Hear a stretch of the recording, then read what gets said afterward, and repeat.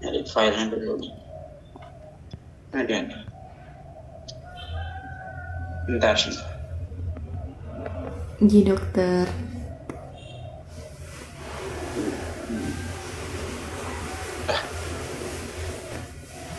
Set.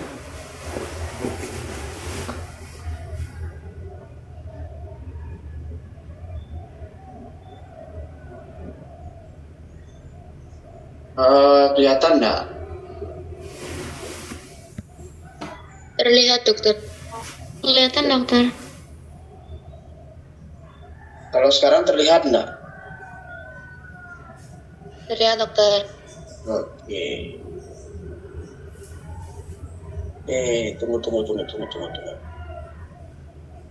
Oke, kita mulai. Selamat pagi. Ini akan kita lanjutkan kuliah dengan peresepan yang rasional. Tunggu.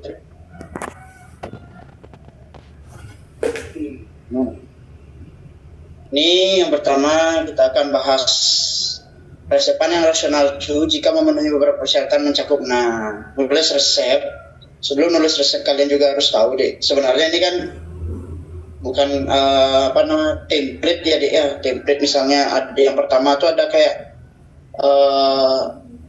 harus tepat pemberian obatnya. Ya jelas lah, jadi dokter kita harus tepat pemberian obatnya. Dia batuk ya obat batuk kita kasih. Ya dia misalnya perlu kena cacar, herpes zoster, kena varicella, kasih obat varicella. Jangan antibiotik dikasih karena virus itu penyebabnya ya. Tepat obatnya juga tepat harus seperti yang saya jelaskan. Appropriate administration, nah tepat pemberian dosis lama jelas supaya tidak, kalau terlalu lama supaya tidak merusak fungsi hati. Kalau terlalu besar juga dosisnya supaya juga tidak merusak fungsi ginjal. Ya, itu harus dipertimbangkan. Tepat pasien, maksudnya di sini tepat pasien, kalian harus tahu bahwa pasien itu beda umur, beda metabolisme. Anak kecil, mulai dari bayi, kita harus tahu dari berat badan, pemberian dosisnya.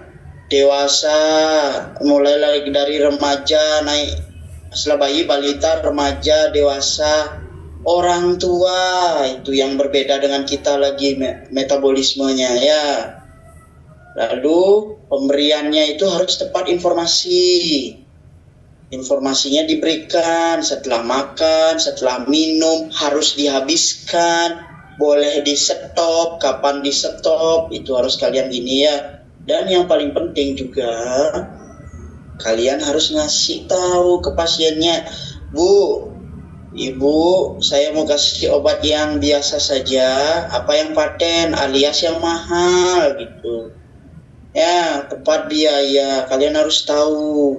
Karena pemberian itu kita lihat juga pasiennya.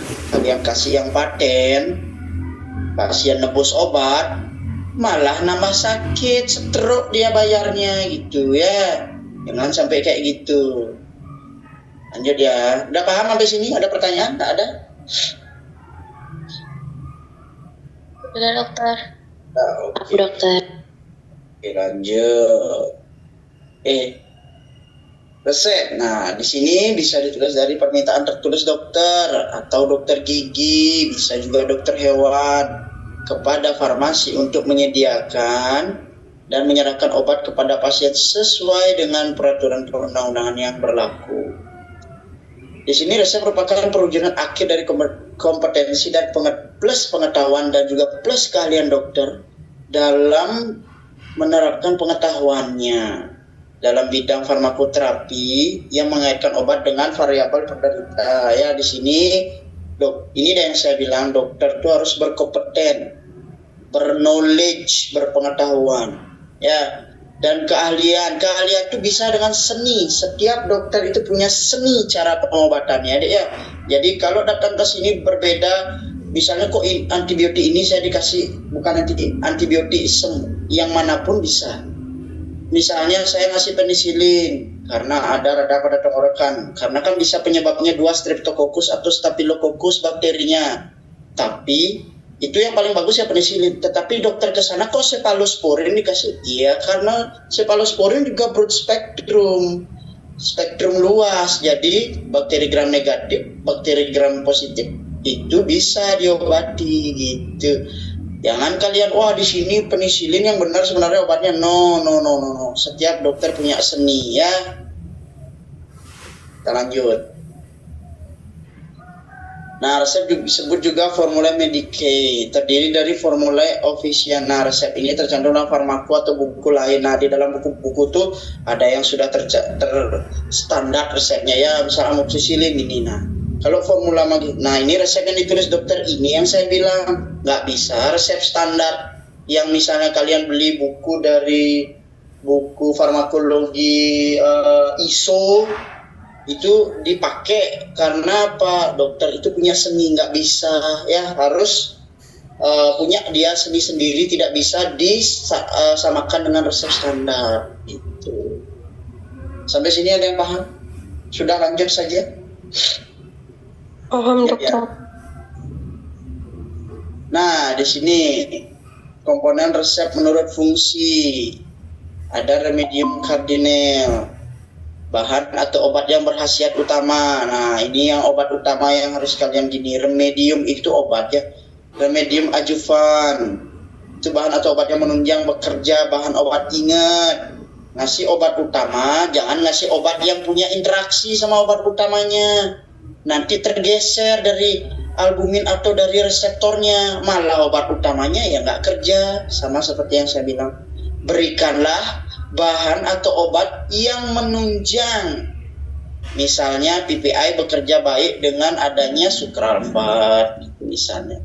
Misalnya antibiotik bekerja baik dengan sama metilprednisolon, steroid gitu. Ya. Terus bisa juga ada bahan tambah corrigens, itu bahan tambah guna memperbaiki rasa. Ada, saya juga dulu pernah jual obat yang bisa dicampur sama puyer. Dia berupa sirup tapi sirup placebo yang hanya ada perasa, supaya minum puyer kan pahit Puyer itu yang diminum oleh bayi. Nggak mungkin kalian besar-besar gini minum puyer, kan nggak mungkin ya. Misalnya kayak Rama, itu kan nggak mungkin minum puyer. Masa Rama minum puyer, kan itu modal. Ya jelas lah pasti tablet. Nah, kalau puyer, tablet yang dihancurkan, otomatis pahit. Makanya ditambahkan rasa atau aroma. Ada aroma anggur, kemarin strawberry, melon. Itu supaya anak kecil bisa minum. Biar nggak trauma. Waktu dulu nggak kayak saya trauma dulu. Ya umur bayi itu saya lahir tahun 91. Itu aduh, kasih minum puyer tuh trauma sampai sekarang. Karena pahit. Ya nggak enak. Tuh. Nah, di sini dibagi juga corrigens, ini ada aksionis, memperbaiki atau menambah efek, ada yang efeknya kurang ditambah penunjangnya gitu ya. Supaya efek obatnya lebih paten, lebih menusuk istilahnya ya. Ada corrigens saporis memperbaiki rasa, ada corrigens odoris memperbaiki bau, ada corrigens solubilis yang memperbaiki kelarutannya supaya dia lebih larut, mudah di di metabolisme di dalam tubuh, supaya farmakokinetikanya jalan, bersifat lipofilik. Setelah bersifat lipofilik di metabolisme dilakukanlah perjalanan dari biotransformasi, oksidasi, reduksi, hidrolisis yang kayak gitu ya, asetilasi supaya dia menjadi hidrofilik. Nah, ya supaya lebih soluble ya. Dan yang terakhir ada konstituen vehikulum atau eksipien. Ini sebagai bahan pengisi dan pemberi bentuk untuk memperbesar volume obat ya. Nah, bahasa Latin dalam peresepan di sini mampu supaya tujuan dari bahasa Latin ini mampu berkomunikasi dengan apoteker, bukan komunikasi sama pasien. Komunikasi sama pasien kalian kasih bahasa Latin, stroke pasiennya kalian buat pasiennya ngasen, tahu ngasen, kejat-kejat, nggak ngerti dia udah sakit dikasih gini pertanyaan yang aneh-aneh lagi, bahasa Latin lagi, wah itu ya bahasa Latin. Nah ini dia. Yang pertama nulis resep. Kalian harus tahu yang namanya inscriptio, invocatio, prescriptio, signatura, dan subscriptio. Apa ini? Kita lanjut. Nah, ini dia deh. Udah jelas nggak ya? Oke, udah ya, aman ya? Mantap. Aman dokter. Oh, saya gelap ya? Oh nggak, udah. Oke. Inscriptio, bagian kop. Kop itu kalau nulis resep, nanti di praktikum akan saya gini ini nih ya, akan saya praktekkan. Wajib 4 ini harus ada di dalam resep. Ada inscriptio, ada invocatio, prescriptio, dan subscriptio. Ini harus ada ya. Inscriptio, invocatio, prescriptio, dan subscriptio. Ini harus ada di dalam resep. Yang pertama harus ada kop deh. Kop itu harus isi nama lengkap dan gelar. Ya, nanti saya pas praktikum saya akan lihatkan dah kopi resep saya ke kalian. Ya, harus ada inskripsionya. Nah, harus ada SIP. SIP itu ada yang tahu apa SIP deh? SIP, ada yang tahu SIP deh? Surat izin praktek dok. Ya, surat izin praktek ya, alamat, dan juga harus ada nomor telepon. Kelak kalau kalian alergi pasiennya, kalian bisa ditelepon oleh pasiennya. Ada tempat dan tanggal ya, supaya kita tahu pemberiannya. Karena misalnya dibilang dia berobat tanggal segini, dikasih antibiotik misalnya. Dari sebulan lagi antibiotiknya masih. Datang dia, dok saya baru berobat, mana bukti resepnya nih? Tanggal segini dikasih. Kok masih antibiotiknya sebulan? Orang antibiotik 3-5 hari aja habis gitu misalnya. Invocatio, tanda R itu adalah resep. Itu ada tanda. Setiap sebelum menulis obat harus ada tanda R. Pernah lihat resep dokter? Pasti ada R-nya. Itu ya. Itu ada resep. Ada prescriptio. Ya, prescriptio itu nama obat. Ditulis misalnya amoxicillin tab 500 mg, itu sediaannya berapa, bentuknya apa, tablet, disingkat tab, numero 10, artinya diresepkan 10 tablet. S3 signatura gitu misalnya ya, dikonsumsi 3 S3 DD, dikonsumsi 3 hari 1 tablet S3 DD tab 1 gitu nanti tertulisnya ya. Nanti dah pada saat praktek. Ada subscriptio, ada tanda tangan, dan paraf. Sebelum diselesaikan, di setiap penulisan satu obat R itu harus ada paraf. Di akhir baru ditanda tangan supaya nggak ditambah-tambahin nanti ya sama pasiennya. Apalagi obat yang berbau narkotika, itu hati-hati ya. Di bawahnya itu ada nama, umur, dan alamat dari pasien. Nah, singkatan lain ini kalian bisa baca ana masing-masing. Yang perlu kalian tahu itu antecunam sebelum makan ya. Yang perlu kalian tahu lagi karena paling sering ada di praktek kalian jadi dokter itu C, cochlear itu sendok makan. Ini bahasa Latin ya. CTH 1 sendok teh. Gitu ya. Ada yang lain ini kalian nggak perlu menghafal. Yang perlu kalian tahu antecunam, cochlear, CTH, C. Ya, GTT itu untuk mata, tetes dia. DTD dateles dosis itu untuk puyer. Gitu ya, nantilah itu harus dipraktekkan, memang nggak bisa ini aja, nggak bisa teori aja. Nah ini sama singkatan-singkatan lainnya. Ada UE untuk salah usus eksternum, pemakaian luar, UI usus internus, pemakaian dalam ya. Itu yang perlu diketahui ya. Ada ODS ocular dexter, artinya pemberian tetesnya di sebelah kanan saja. Kalau UD ya dextra kanan, sinistra ya kiri. Itu ya. Udah paham? Paham ya? Lanjut. Nah, ini dia. SS, DD tahap 1, Signas DDY gini ya. Artinya itu penulisannya S-nya itu signatura 3 tablet dikonsumsi dalam 1 hari. Ya, PC poscunam. Nah, artinya setelah makan. Sebelum makan ante cunam.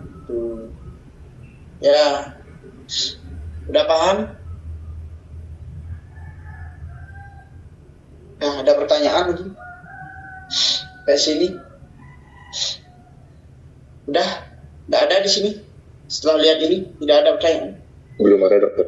Oh, ada, sip.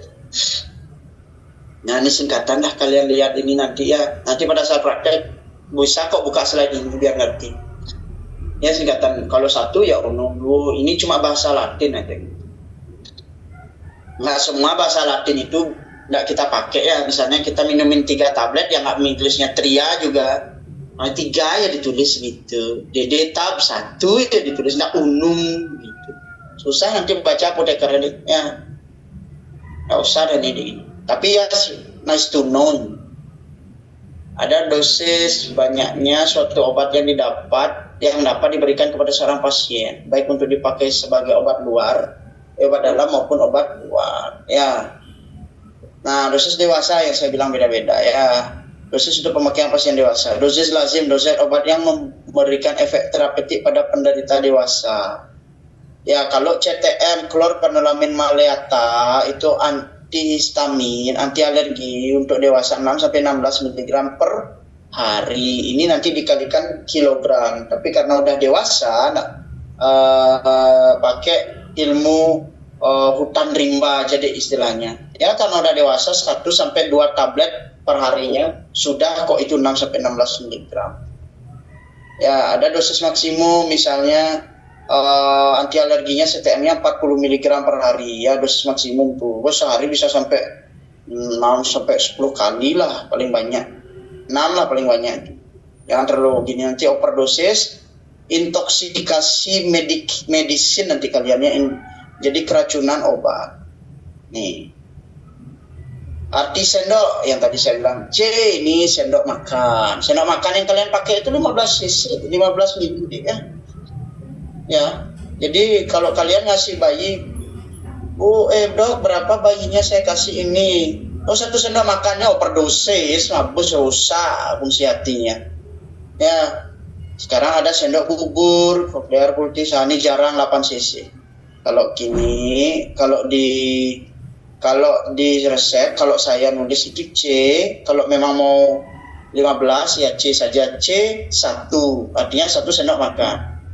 C kalau mau dia bayi di bawah 5 tahun atau 3 tahun, nah pakai dia 5 mili sesuai berat badannya, sendok teh. Misalnya 5 mili 1 sendok teh. Terus kalau berat badannya hanya bisa dikasih 2,5 sampai 3 mili, berapa, gimana cara nulisnya dok? Nah, ada yang bisa ngasih tahu saya? Langsung lulus farmakologi.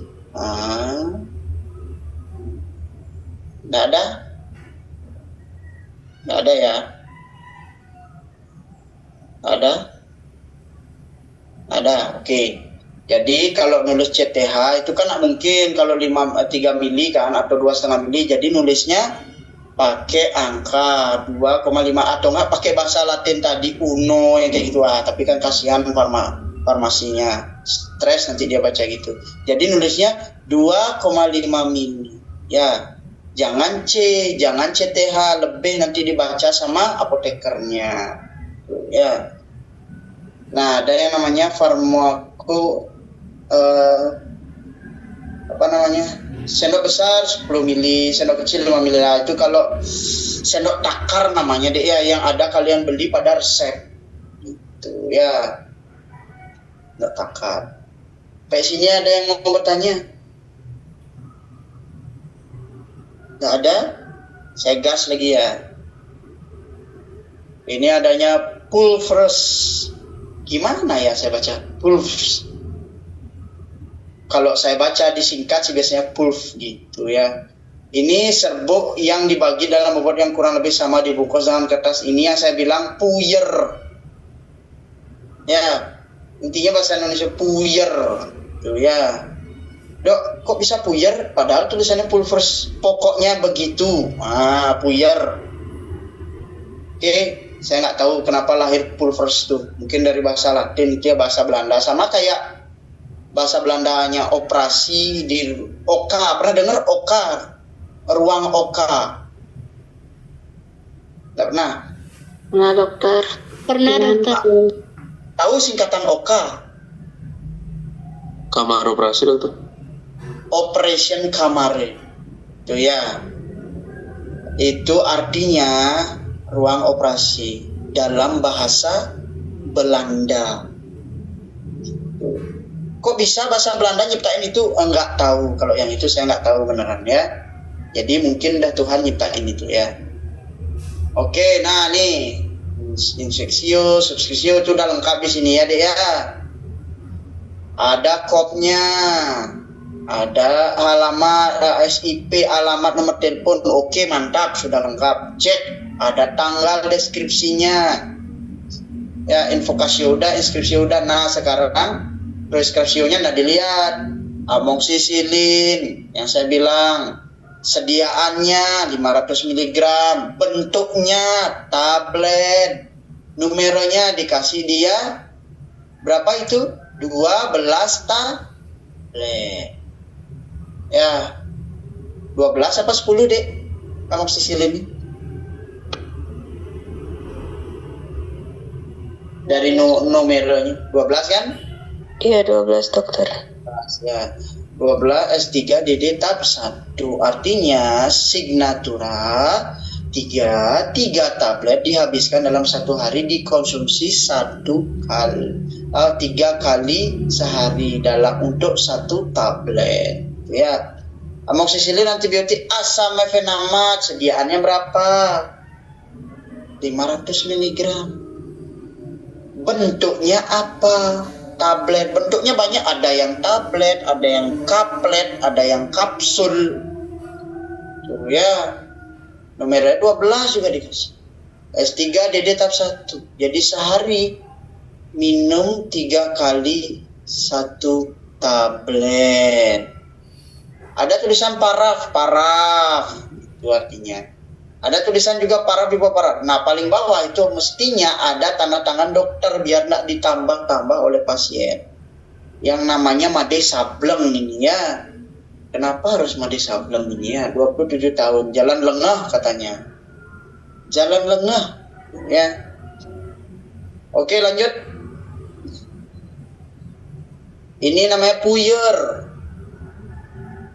Puyer, tahu puyer deh? Nih, dicampur ya. Puff itu secara via berarti campur dan buatlah serbuk. Bahasa Latin intinya dulu ya. Interhistin tablet 1 ditambahin semua, 1 tablet prednisonnya, 1 tablet ACA atau 1 tablet MR 1 tab ACA ditambah di blender atau dihancurkan pakai cobek obat, cetak diulang-ulang dan habis. Terus dibagi dah. Jadi masukin ke dalam kertas. Nanti MF itu adalah miscefak. Fak itu bukan bahasa kasar ya. Fak, FAC tulisannya ya. Miscefak, fak gitu ya. Saya udah kasih tulisan kok di bawah gini ya biar kalian. Itu campur dan buatlah maksudnya ya. MF lapuf, isi la sebenarnya. La itu adalah liquefact atau liquefanimum, artinya yang sering dibentuk sama MF ya di depannya. Harusnya kalau puyer itu ada MF lapuf gitu. Kalau digabung secara harfiah itu ya sekali lagi MF la PULV itu pulf dibaca MF la pulf, itu artinya campur dan buatlah serbuk atau puyer ya. DTD tadi ada Datels dose, dibuatlah puyer campuran sebesar segini numeronya segini, dibuatnya berapa? 20 puyer. Biar apotekernya yang hitung tuh gitu. Lalu dikonsumsinya 3 kali 1 puyer gitu. Ini ada, cuma kekurangannya nggak ada AC dan PC. Tapi melihat obat yang diresepkan itu adalah PC, post-junam, karena ada prednison, steroid yang bisa memicu mual kalau perut kosong gitu ya. Sampai sini ada pertanyaan deh? Nggak ada kan? Jelas nggak saya ngejelasin jelas kan? Jelas dokter. Oke ya, ini sama juga isosorbidin nitrat tuh S101. Ada yang bisa dijelaskan? Yang ini bisa ya, ISDN sama isosorbidin nitrat tuh sama deh. S101 sublingual. Ada yang tahu sublingual? Ditaruh di bawah lidah tuh ya, sublingual tuh dia ya. Nah, terus dok kok ini nulisnya S101? Ya malu, saya juga nggak akan nulis uno, duo, tria yang kayak gitu bahasa Latinnya. S101 itu pagi 1, siang nggak konsumsi, sore 1. Paham? Ya udah paham ya. Saya mau lanjut nih. Oke? Gas. Di sini gas ya. Nah, injeksi SIME muskular ya jelas ya, tadi udah ada di bahasa Latin. Signa Medicine ya, disuntik itu modelnya nih, injeksi namanya. Udah. Jadi bukan ke pasien ini gininya, ke orang medis, bisa ke perawat gitu atau ke apoteker. Ntar apotekernya ngasihnya nggak ke kalian, tapi ke perawatnya nanti dikasih. Ya. Si Sablem ini sakitnya kerjaan. Ya, oke. Amoxicillin. Nah, ini untuk sirup. Ada yang namanya SYR, itu singkatan dari sirup gitu ya. FL itu flash. Flash itu 1 botol sirup gitu namanya, flash ya. Merah 1 S3 DD CTH 1 diminum 1 sendok teh atau 5 mili dalam 3 kali sehari. Itu maksudnya itu ya. Amoxicillin ada dry SYR FL merah. Aduh, saya mau nanya nih, dry SYR ada yang bisa jelaskan ke saya? Kalau amoxicillin SYR itu kan sirup tuh. Terus kalau yang DRY SYR FL 01 apa itu di? Izin dokter, mungkin versi keringnya dokter yang kayak tempat itu. Betul. Emang ada sirup keringnya dok? Gitu misalnya nanya pasiennya. Ada dong. Ada dong. Oh berarti udah pernah ya. Gimana cara konsumsi sirup keringnya deh? Kalau dikasih air dokter. Ya airnya hangat apa biasa deh? Biasa. Why? Nah, why ini sekarang why? Kenapa air biasa? Mamanya yang campur dokter. Oh, mamanya yang campur. Jadi begini, kalau dia pakai air hangat, tar dulu. Ada yang tahu nggak nih? Nggak ada yang tahu. Lanjut ya. Ngomong-ngomong, udah semuanya hadir belum? 50 udah. 50 udah, ntar lu. Nanti ada yang hadir, saya marah lagi gitu loh. Bentar, Jim dulu Jim. Sudah semua hadir ya, Dek ya? Udah semua? Ada dokter. Ya nggak ada yang nggak ya. Sebentar saya mau lanjut kalau udah ada doa saya. Soalnya biarlah saya nanti kena marah juga ya. Oke, lanjut ya. Dry sirup artinya sirup kering, bukan berarti kalian batuk-batuk minum sirup, maksudnya sirup kering benar, tidak diseduh kan batuk keluar asap mulut kalian. Jadi dry syrup itu dicampur sama air biasa, Nggak air dingin, air es maksudnya, nggak juga air panas, hangat. Karena itu akan bisa merusak molekul-molekul dari obat itu sendiri. Kalau panas, hancur molekulnya, tidak berefek, nggak bisa terikat oleh reseptor yang ada dalam tubuh. Kalau terlalu dingin, beku molekulnya, susah untuk di metabolisme, didistribusikan, otomatis lambat proses dan mendapatkan efek obatnya. Paham? Paham ya? Lanjut. OBH sirup, vitamin B12. Nah, ini tinggal baca aja, Nah, ini miconazole cream tube misalnya ya. Miconazole itu obat jamur. Cream tube artinya salepnya satu. Kalau beli salep satu itu udah tube namanya ya. SUE, usus externum, artinya penggunaan luar. Ya, ini ada scabiecid. Ini obat-obat kutu. Kalau mau, coba kalian nanti setelah kuliah ini cari di Google scabies, kutu scabies, itu ya kutu manusia tuh. Kalian cari dah. Nah ini diuleskan, nah itu diaplikasikan sekali dalam dalam sehari. Diaplikasikan sekali oles dalam 3 kali sehari gitu maksudnya ya. Kalian cari dah tuh kutunya. Merinding dah kalian lihat. Ya, ini bedak salisil ini bedak ya. SUE, bedak-bedak cair, kaladin nih. Ya.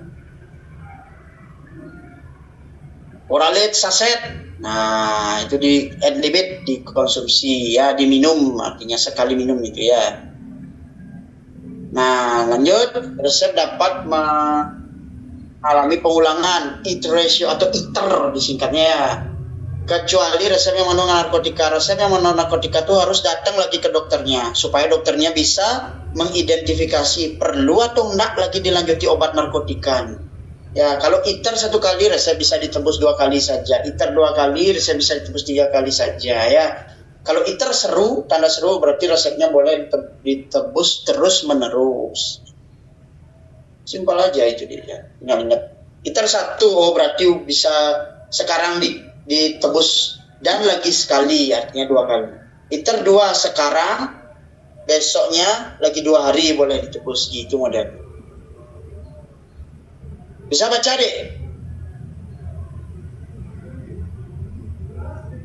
Bisa baca, kalau bisa menyerah. Jawab tidak dong. Tidak. Saya bisa baca.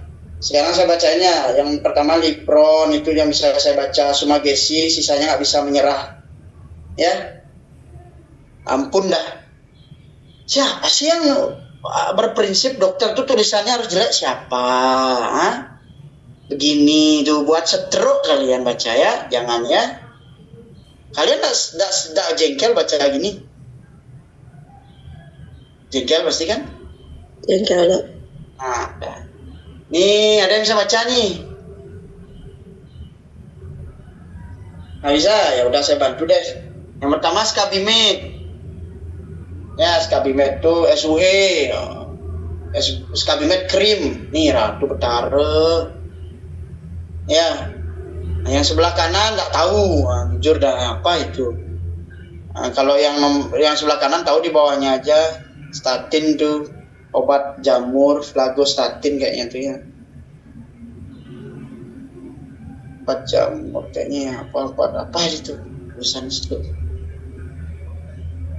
Aduh ya Tuhan, ini ya. Ini yang saya bisa baca amoxal, mevinal gitu. Ada yang bisa baca? Nggak ada yang bisa baca? Tidak, dokter. Apa lagi nih? Ya ini kan yang jelek ya. Wih, pro-nya itu kasar banget, anjing gitu dibilang. Coba baca benar nggak? Ya, benar dong. Pro-nya itu anjing loh ditulis. Ya apalah. Ini amoxicillin, Carflam, obat sakit gigi itu Carflam, ada Mevina yang bisa baca. Ini masih sudah mulai modern nih dokternya gitu. Yang sebelah kanan tetap aja nggak modernnya. Intinya salep itu SW itu ya, entah krim salep apa itu. Dulcola, obat pelancar. Nah, ini 10 mg, 10 tahap ini ya. Si 2 apa Dulcola tablet apa dia tahu kalau 10 mg bisa tahu. Transamin S3DD, oke. Nah, ini enak bacanya. Senang nggak baca yang kayak gini, Dek? Senang dokter. Nah, ya.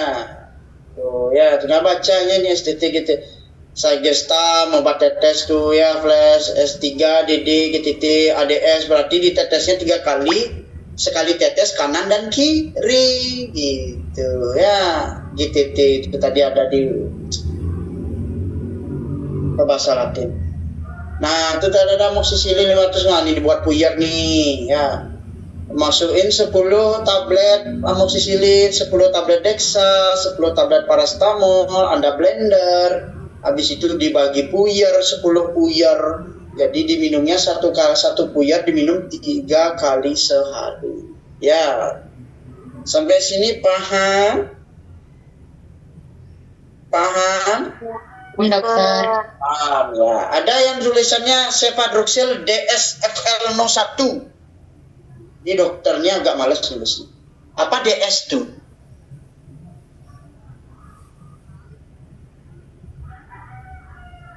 Ada yang tahu DS enggak? Ayo DS itu apa? Yang tadi DS itu dry syrup, oke? Paham? Paham dokter. Paham dokter. Nah, dalam. Yang bisa baca sebelah kiri, saya kasih lulus farmakologi. Nggak ada deh. Nggak ada ya. Tidak. Yang sebelah kanan deh. Oh, Mahud kan? Aduh, kesel saya, lewatin aja. Ini saya bisa baca nih.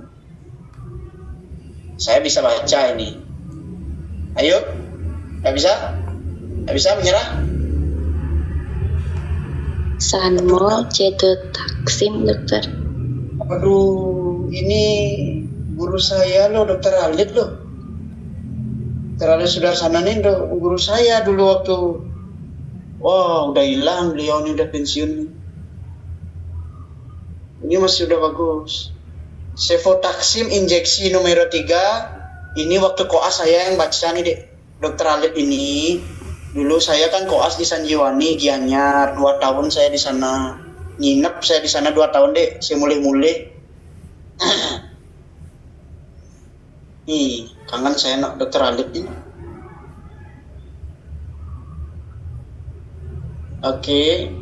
Cefotaxim injeksi nomor 3 dan Sanmol infus. Infus itu Dek ya. Ya, SIMM itu berarti bukan diserahkan ke pasien tetapi diserahkan ke perawat supaya perawatnya melakukan injeksi dan juga pemasangan infus. Dia sudah enggak, aduh Dokter Adit udah enggak ada. Ya, senior nih. Oke, senior nih Dokter Dewa Gede Arko, enggak kenal ini siapa. Irisambe. Oke, apalagi Sanmol, aduh kok gini tulis salbutamol, Curvit, udah jelas nih kok jelas. Etiket penanda menjadi informasi aturan. Kalau etiket putih untuk pemakaian dalam, etiket biru untuk pemakaian luar. Nih etiket pasti kan pernah kok ditempel di sirupnya atau di label gininya warna gini. Pernah kan ya dia? Pernah kan? Beli obat misalnya di Surya Usada atau di mana kayak gini ada tempelannya ya.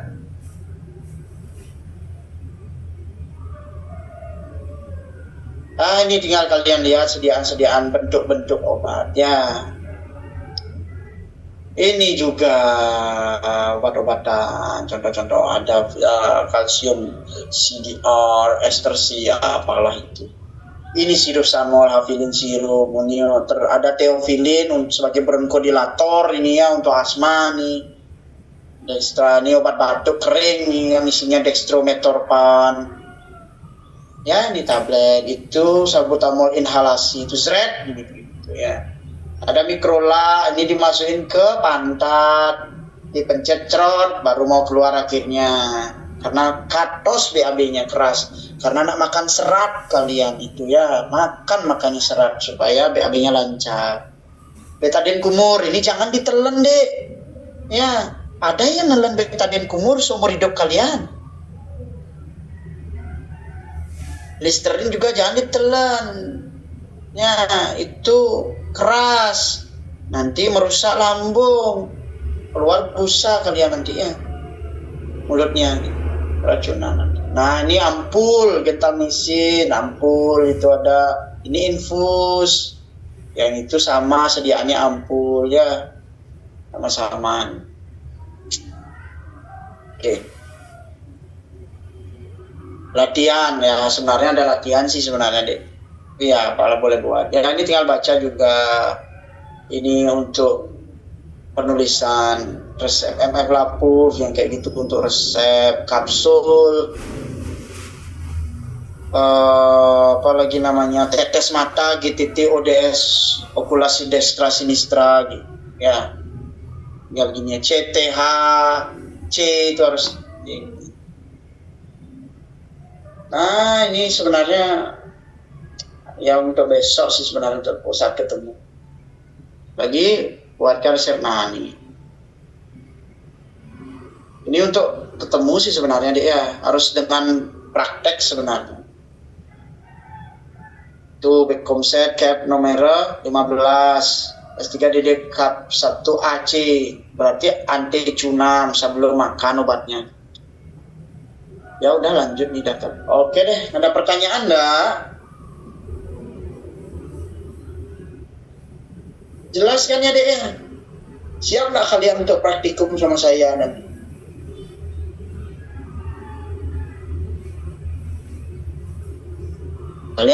Kalian ada pertanyaan kan ya? Nggak ada? Belum ada sampai saat ini? Belum, dokter. Sementara belum, Dok. Nanti pada saat praktikum itu akan saya pandu deh ya. Praktikum ini nggak ujian deh. Ya kita duduk di kelas, nanti saya keliling dah. Kalau salah saya benerin langsung. Ini jangan dipakein gini gitu. Ini tulis dulu ini gitu. Jangan takut ya, praktikum itu membuat kita happy karena resep itu wajib bisa. Kalian setuju nggak dokter wajib bisa nulis resep? Setuju nggak gitu dulu? Setuju, dokter. Setuju, dokter. Ya, nah, Bu, kalau resep kalian waktu belajar salah sangat dimaklumi. Boleh kalian salah karena kalian jadi mahasiswa. Mahasiswa tempatnya salah. Jadi sangat boleh salah. Jadi jangan takut, Dok, saya takut salah nanti Dok marah. Nggak ada, saya nggak pernah marah kok. Ngapain saya marah-marah? Nggak sehat loh. Ya, tuh ya.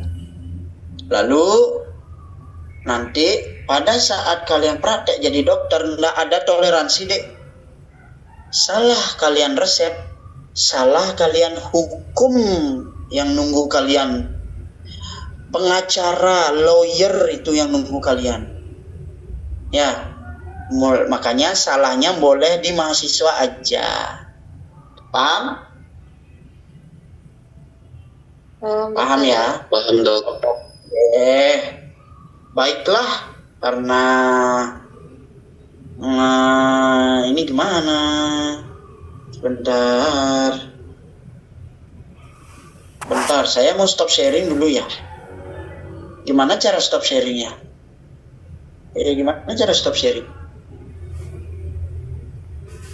Oh nih, maaf. Udah. Oke, jadi kuliah mungkin sampai sini. Kalau nggak ada pertanyaan, mohon maaf ya Dek ya, kuliahnya online. nggak offline. Kalian suka online apa offline? Offline dokter. Suka online apa offline? Izin menjawab dok, offline dok. Ya, offline. Ya, jadi saya minta maaf ya, Dek, ya, karena harus offline loh, Dek, ya. Karena saya dengar katanya offline semua ya, kemarin dokter Agas juga offline ya. Iya Itu dokter. kalau itu lebih baik. Nah, nanti kalau bisa, kalau saya sih juga senang offline, bisa interaksi, saya bertanya, bisa lihat ekspresi kalian, biar kita bisa sama-sama saling, oh ini dokternya marah nih tadi ngejelasin, biar nggak kayak gitu ya, biar sama-sama kita saling lihat deh ya. Kita di pertemuan setelah tahun baru tanggal 2 kita offline ya, praktikumnya kita gas ya, praktikum ya, sampai kalian bisa nulis resep ya. Tak ajarin dari awal sampai Z, titik tetek bengeknya pokoknya. Oke? Oke dokter. Siap dokter. Kalau kayak gitu, nggak ada pertanyaan, saya tutup kuliah ini.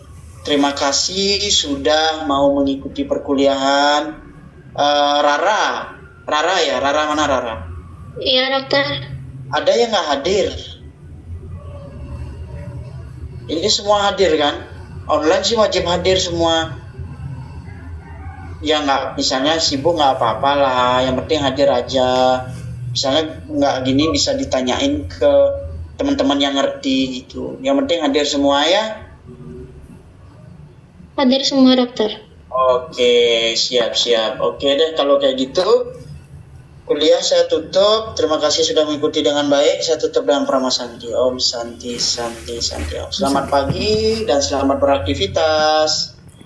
Terima kasih dokter. Terima kasih dokter. Terima kasih dokter. Terima kasih, dokter. Terima kasih dokter.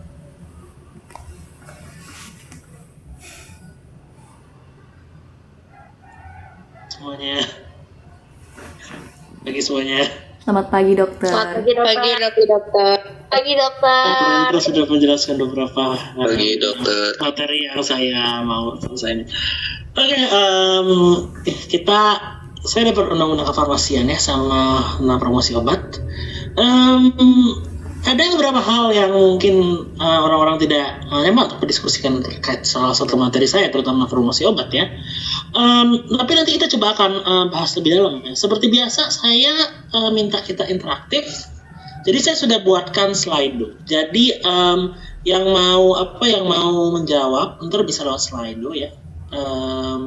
Share. Ini copy joining link ya. Nanti kalau yang mau meresponsi bisa lewat Slido atau bisa lewat chat Zoom. Santai aja. Ini kalau yang mau masuk Slido, kalau yang takut namanya itu bisa lewat sana. Kalau mau chat Zoom juga boleh. Ayo kita share dulu ya. Ke yang pertama yaitu undang-undang kefarmasian ya. Ini kan bawah, nanti refleksi kita bahas ya. Jadi agak beda ya sama yang dari yang saya bagi kalian, karena ada beberapa hal yang saya mau tanya kalian. Oke, dasar hukumnya ini ya, undang-undang yang terbaru tentang kesehatan. Jadi yang undang-undang nomor 17 tahun 2023 ini meniadakan seluruh undang-undang di belakangnya, jadi memang kompilasi. PP-nya masih nomor 51, belum ada yang kas farmasi. Permenkesnya nomor 3 tahun 2025 ya. Ya kalian nggak perlu tahu ini, kalian nggak perlu dihafal. Oke, sekarang coba jawab di Slido atau chat di chat Zoom. Kalian misalnya ke pusat perbelanjaan nih, Tiara Dewata atau ke Indomaret atau ke Level 21, terus kalian ini, kok ada obat yang dijual? Nah, kok boleh ya kita beli obat tanpa resep dokter? Terus kalian ke apotek, waduh saya mau nih beli obat, saya capek ingin ngantuk, saya beli alprazolam, tapi tugas apoteknya nanya, ada resepnya nggak? Terus nggak dikasih, kok bisa kayak gitu? Kenapa? Coba dijawab dulu. Kenapa ya? Ini share-nya tadi undang-undang kefarmasian. Ini ya slide-nya ya, ini. Oke. Coba dijawab dulu ya. Saya mau lihat dulu kalian tuh kenapa ada yang terserah mau jawab lewat Slido atau mau jawab di chat juga boleh.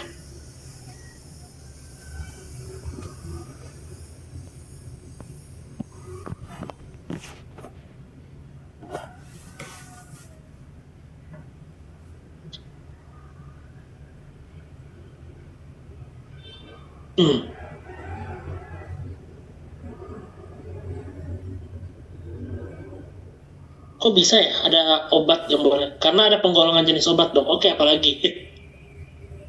Denjutsu, mana denjutsu? Psikotropika sehingga melakukan resep dokter. Boleh melakukan antibiotik yang menunjukkan secara bebas. Oke, terus.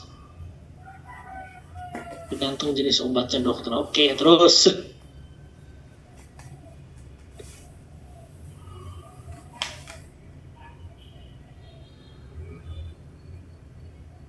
Obat yang warna merah itu harus resep dokter.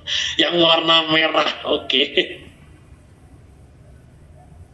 Terus obat yang pengawasan, obat yang perlu diresep dokter dalam pengawasan, oke.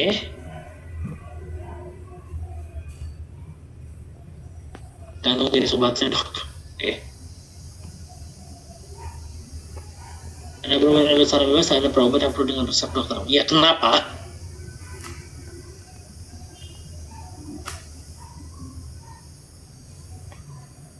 Karena bukan termasuk obat keras, obat merah, obat warna hijau artinya bisa dijual bebas. Oke.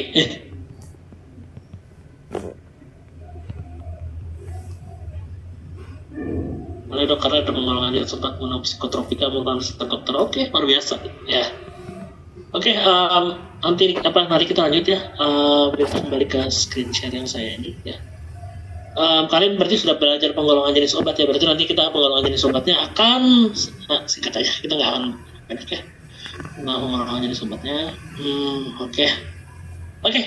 Kita paham dulu tentang undang-undang kefarmasian ya. Jadi mengatur tentang ketahanan farmasian, perbekalan kesehatan, praktik kefarmasian ya. Tujuannya melindungi masyarakat dari obat tidak bermutu, memastikan penggunaan obat rasional, kolaborasi interprofesi, dan dokter bertanggung jawab atas resep. Sementara apoteker dispensing dan monitor. Legalitasnya harus ada tenaga kefarmasian, apoteker atau apoteker spesialis atau tenaga vokasi farmasinya. Jadi beda ya apoteker, ada apoteker tuh ada apoteker spesialis, sama tenaga vokasi farmasi. Iya, apoteker tuh kayak zaman dulu notaris, mereka ada spesialis. Lalu kan notaris SPN, spesialis penotariatan. Sekarang apoteker ada spesialisnya. Ruang lingkupnya berupa produksi dan pengendalian mutu, pengadaan, penyimpanan, distribusi, penelitian dan perkembangan sediaan farmasi, dan pengelolaan pelayanan kefarmasian. Sediaan farmasi itu ada obat, bahan alam, kosmetik, dan suplemen kesehatan. Ya, saya ingetin lagi ya, ini kan warna hijau, kan semua ada tahu kurang lebih. Hijau itu jual obat bebas, biru itu obat bebas terbatas, K ini obat keras, dan K dengan tambahan ini ya, itu psikotropika. Sanmol, semua obatnya nih yang saya tunjukin tujuannya sama, ngurangi nyeri semua. Sanmol itu yang paling kita sering banyak gunain di mana-mana. Kalian demam, Sanmol aja kasih. Kalian ini Sanmol aja kasih. Pertanyaannya gini ya, kalian pernah berpikir nggak kenapa Sanmol itu paling aman ya? Karena Sanmol itu tekniknya toksisitasnya tuh tinggi ya. Jadi nggak terlalu beracun dia. Beda sama Decolgen. Decolgen ini bebas terbatas kenapa? Karena ada CTM, chlorpheniramine malayat. Dan ini karena CTM-nya itu. Jadi dia terbatas. Sedangkan kalau yang tramadol itu obat keras. Kenapa? Karena tramadol itu obat golongan opiat ya. Dan kalau fentanyl itu yang paling bagus untuk mengurangi nyeri, itu termasuk psikotropika. Ya, ada yang udah jawab, berarti udah paham nih sistem ini. Ya, jadi kita bahas ke penggolongan lagi. Mungkin ada yang sudah menjelaskan, tapi saya berulangi ya. Obat bebas dapat diberi tanpa resep ya, tidak bahaya meskipun salah dosis ya. Jadi mau dosisnya banyak nggak apa, karena kembali lagi ya, paracetamol itu nggak akan dosis kalian lebih dikit mati, itu nggak mungkin. Penggunaan nggak perlu alat khusus, tapi ada potensi bahaya. Kalian minum, saya lupa berapa ratus tablet paracetamol sehari, itu bisa mati ya. Tuh. Nah, kalau yang bebas terbatas itu ada lingkaran biru berwarna hitam ya, wajib menyertakan tanda peringatan ya. Karena potensi efek samping atau resikonya lebih tinggi. Sehingga penggunaannya harus sangat memperhatikan aturan pakai dan dosis yang tertera agar aman. Ya. Obat bebas terbatas dalam undang-undang dibagi menjadi P1 sampai 6. Yang satu tuh obat keras. Ingat, tulisnya obat keras. Tapi itu obat bebas terbatas. Baca aturan pakai, hanya untuk umur, hanya untuk keluar badan, hanya untuk dibakar, tidak boleh ditelan, dan obat wasir jangan ditelan. Kita fokus ke obat keras. Infus yang kalian sering lihat di rumah sakit sama obat-obat yang dari berbentuknya tabung itu ya yang dimasukkan infus itu obat keras kok. Harus hati-hati ya, karena kalau enggak tuh bisa keracunan, bahaya, bisa kematian ya. Dan kalau yang memiliki efek psikis bisa menyebabkan kecanduan atau gangguan mental. Contohnya tadi tramadol. Meskipun tramadol itu bukan sebuah narkotika, tapi itu bisa menyebabkan ketergantungan mental. Itu berbahaya. Itulah kenapa ada penggunaan obat keras. Selanjutnya obat narkotika dan psikotropika ya. Narkotika itu tanaman, kalau psikotropika itu zat psikoaktif. Beda ya, narkotika itu tanaman. Tanaman contohnya contohnya heroin, kalau nggak salah heroin. Heroin ini diekstrak menjadi obat yang kita sering gunakan dalam waktu operasi, namanya morfin. Morfin diekstrak lagi jadi fentanyl. Kalau psikotropika itu kayak stimulansia. Contohnya misalnya obat kayak fluoxetine sertralin, itu psikotropika itu bisa. Atau amfetamin, itu yang paling sering ya. Amfetamin digunakan. Amfetamin ada turunannya, nanti digunakan untuk obat terapi. Dan itu ada kekhususannya, yaitu harus ada resep dokter asli. Seperti yang dikatakan dokter Hendra tadi, nggak bisa itu. Dan dokter umum tidak bisa meresepkan obat ini. Harus spesialis, terutama psikiater. Ya, melalui telemedicine dengan syarat ketat. Apotek juga harus melaporkan pembelian penggunaannya. Dan ada surat pemesanan narkotika dan psikotropika yang berformat khusus. Ada kisah apotek itu ditutup karena dia ketahuan mengasih obat narkotika kepada pasien yang tidak punya resep. Begitu keras ya. Nah, tadi kita informasi, kita ulangi lagi ya. Farmasi itu bagi dua, yang profesional apoteker dan apoteker spesialis. Vokasinya yaitu adalah tenaga vokasi farmasi. Kewenangannya apoteker bertanggung jawab penuh atas pelayanan kefarmasian, dan kolaborasinya dokter meresepkan, apoteker screening resep, dispensing, konseling amar, monitoring, terapi obat ya. Jadi dokter sama apoteker itu kerjasama. Misalnya kalian obatin resep psikotropika, jadi resep itu kan di screening oleh apoteker. Kemudian dispensing obat, ceritakan kepada pasien obatnya ini, dan monitoring terapinya. Apoteker bisa juga loh ke poliklinik, ke ruang rawat inap untuk ngecek jenis-jenis obat, itu bisa juga. Ini hak dokter ya dalam memberikan obat, yaitu memberikan pelayanan medis, pemilihan terapi obat berdasarkan standar profesi dan ilmu pengetahuan medis tanpa pengaruh eksternal ya, dengan melepaskan kebebasan tersebut.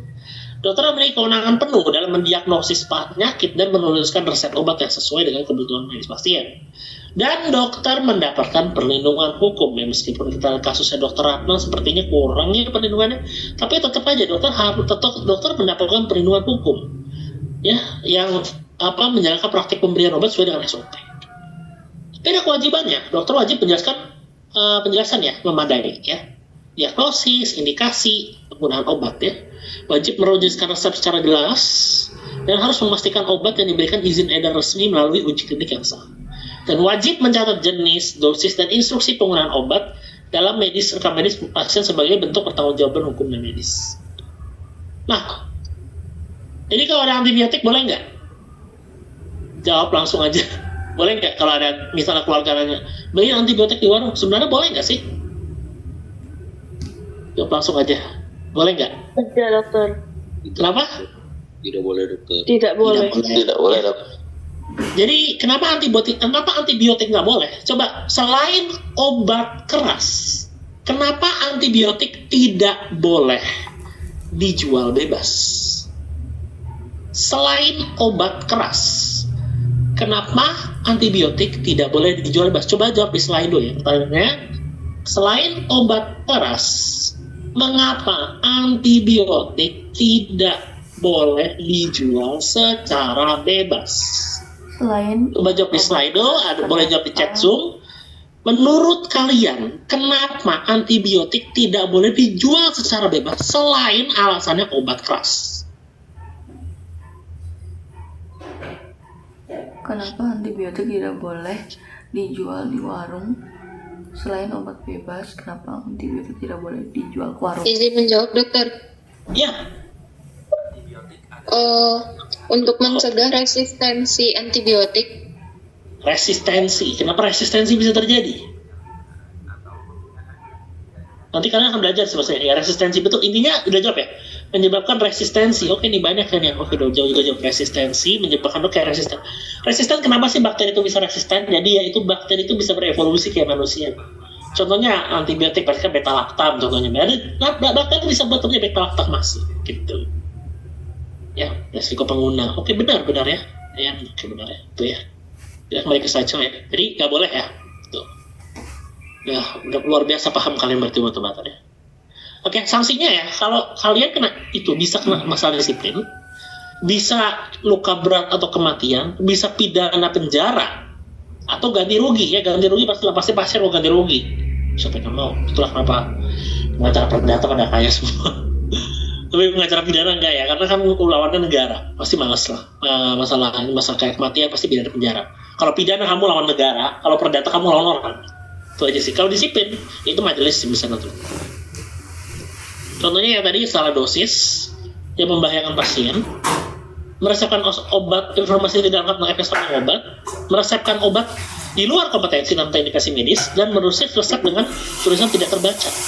Contohnya salah dosis, kalian ubah dosis kodein dari 10 jadi 50. Nah itu nggak boleh.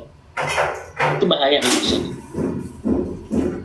Informasi tidak lengkap tentang efek samping kan harus jelasin secara detail, dan meresepkan obat di luar kompetensi ya. Ada obat-obat yang kalian boleh resep, ada obat yang tidak boleh resep. Antibiotik contohnya nih, kalian boleh nanti meresepkan amoxicillin, levofloxacin, itu boleh. Ceftriaxone, cefixim itu boleh. Tapi meropenem kalian nggak boleh. Meropenem, imipenem, ertapenem, seluruh golongan karbapenem itu tidak boleh. Karena karbapenem ini adalah lini terakhir. Kalau kalian ke rumah sakit, orang di ICU itu semua dikasih meropenem. Meropenem. Yang resikonya resistensi meropenem. Kalau resistensi meropenem apa? Obatnya cuma satu, yaitu doapenem. Nggak ada obatnya. Kalau dari resistensi meropenem tinggal doa aja. Karena nggak ada lagi kita mau menangani ini pakai apa? Nggak ada, cuma doa doang. Karena meropenem sudah resistensi. Jadi dokter umum nggak boleh meresepkan obat-obat seperti meropenem, imipenem, atau ertapenem, antibiotik. Kita nggak boleh. Tapi kita boleh meresepkan amoxicillin, ampicillin sulbactam itu boleh semua. Levofloxacin, ceftriaxone boleh. Meropenem nggak boleh. Karena akhirnya apa? Doapenem. Nggak sembuh. Itu intinya nggak akan sembuh. Pasiennya bisa meninggal karena sepsis, karena infeksi menyebar ke seluruh tubuh. Akhirnya meninggal. Itu adalah contoh obat yang kalian tidak boleh resep. Meropenem. Ya, meresep ya Dr. Indra sudah jelasin tadi kan, resep tidak terbaca sehingga apoteker salah ngasih obat. Paracetamol, misalnya diphenhydramine. Kalian tulisannya jelek, diphenhydramine ketukar sama dimethylhydramine. Yang satunya buat ngurangin yang satunya buat ngobatin perdarahan, nah satu lagi obat vertigo. Pasiennya kenapa kalian kasih obat vertigo? Asam tranexamat sama asam folat tukar. Yang satu menggunakan peningkatan perdarahan, yang satu gunakan untuk meningkatkan vitamin B. Ternyata pasiennya itu kalau dikasih asam folat, tentu kan salah. Oke, kita refleksi sedikit ya sebelum kita masuk ke materi yang berikutnya di link ini ya. Saya pengen kalian tuh tadi setelah materi ini kalian belajar apa? Atau mau ada yang mau bertanya dulu nggak? Bisa bertanya, dokter. Ya siap, oke. Dokter, sebelumnya kan saya sempat lihat lah beberapa klinik itu ternyata dokter yang menangani klinik kecantikan dokter ya yang menangani itu dokter anti aging. Terus yang saya ketahui itu kalau dokter anti aging itu beda sama dokter spesialis kulit dan kelamin. Nah jadi perawatan dan obat yang diberi sama mereka itu sama atau tidak kompetennya atau tidak sama yang spesialis kulit kelamin dokter? Pertanyaannya bagus, kompetensi apa tidak? Asal kayak gini, Gita Gayatri, kamu harus tahu kalau sekarang dunia kedokteran itu lagi goncang. Jadi saya nggak bisa jadi gini. Ada yang berpendapat kalau dia sudah mengikuti pelatihan, itu berarti dia sudah kompeten.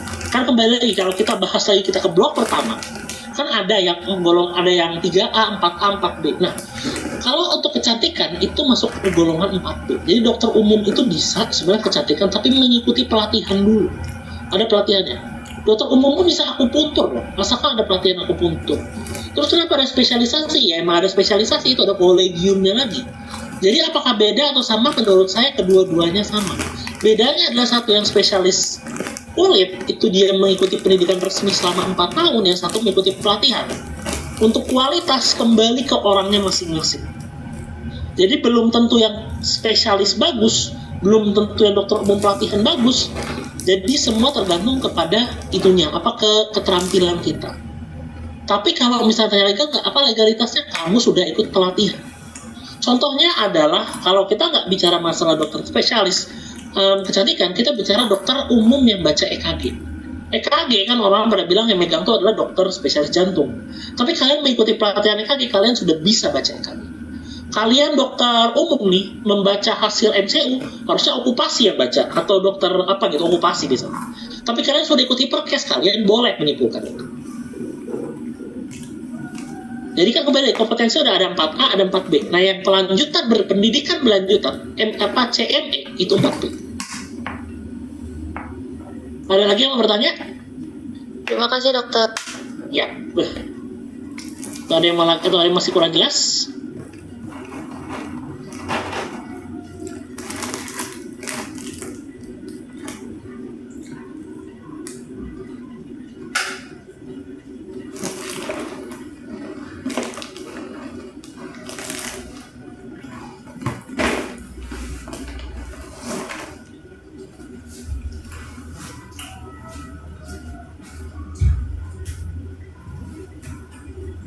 Berisi ya itu respon, kira-kira kalian udah belajar apa ya? Itu di chat Zoom sudah saya masukkan formsnya, harusnya udah bisa ya. Sudah.